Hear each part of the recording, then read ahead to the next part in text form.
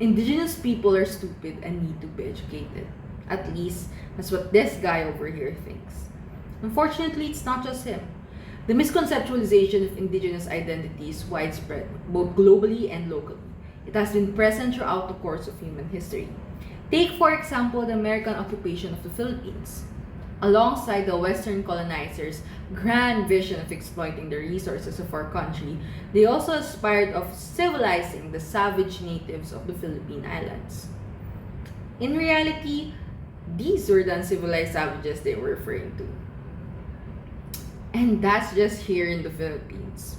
Despite the end of the age of conquest, it seems that we have yet to defeat the final conquistador, the colonizer of the mind. While we are legally a sovereign nation, the colonial gaze continues to distort our beliefs about our fellow indigenous brothers and sisters. Thus, with the recent push towards a more culturally sensitive future, conversations surrounding decolonization are of utmost significance and relevance. Recognizing the real dangers of perpetuating romanticized and exoticized ideals of indigenous identity should be our first step. In the Philippines, there are an estimated 14 to 17 million indigenous peoples belonging to 110 different ethno-linguistic groups. That's almost 10 to 20% of the entire Filipino population. And yet, IPs remain as one of the most vulnerable and marginalized sectors of our society. They remain underserved and underrepresented due to the biased perceptions of their agency and capabilities, among other things. As mentioned earlier, the savage native is often associated with notions of primitiveness and backwardness. Being an anthropology student myself, I find this myth deeply, deeply disappointing. Let me tell you something. Indigenous people are anything but stupid. Fighting for climate change? Got a code you can't seem to shake off with that music. Indigenous perspectives are a bloodline of present-day Filipino culture, and we don't even realize this because of our own ignorance. We have to acknowledge that their unique and localized systems of knowledge are just as valid as ours. They do not need to be educated the way we do. Rather, they need access to their own educational institutions without the fear of military popping up in their classrooms. On the other hand, you may have heard of the viral Wang Od Vogue cover that divided the internet recently.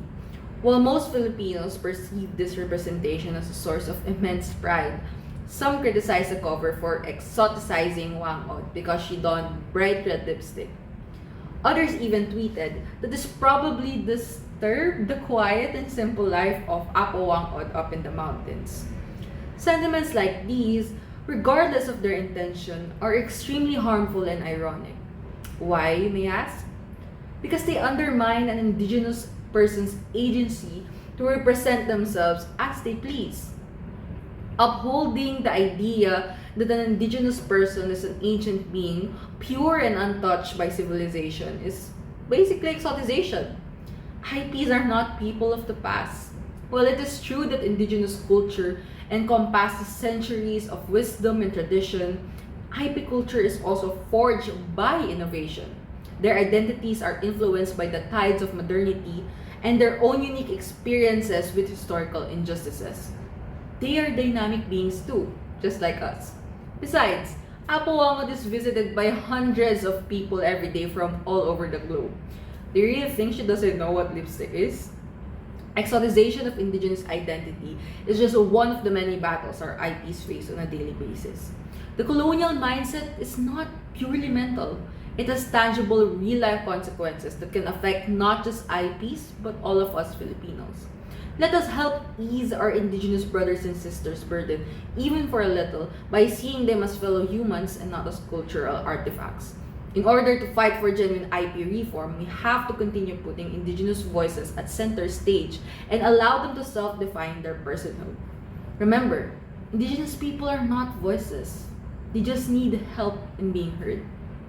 Maintaining a skewed understanding of indigenous realities robs us the opportunity to craft policies that actually cater to IP needs and further isolates indigenous people from us. It is only time that we actively participate in weeding out the seeds of colonization from our national consciousness.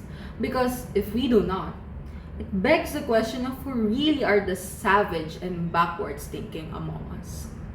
Thank you.